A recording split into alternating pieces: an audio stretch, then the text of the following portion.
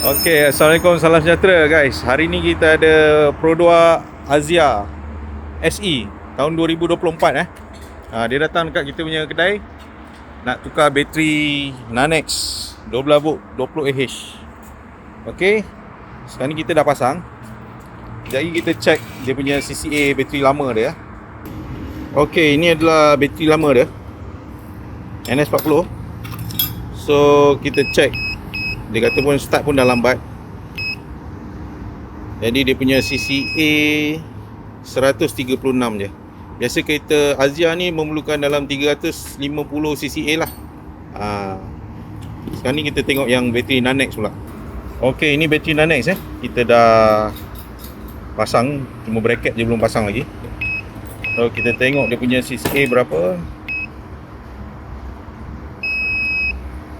605 CCA sangat tinggi untuk kereta Azia ni Okey, lepas ni kita tengok dia start macam mana. Okey, sekarang kita dah pasang, kita akan tengok dia punya start Okey, start. Okey, lagi sekali.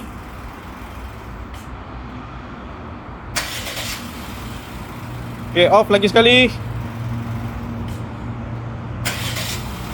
Okey, tak ada masalah. Lampu pun okey. Lampu terang.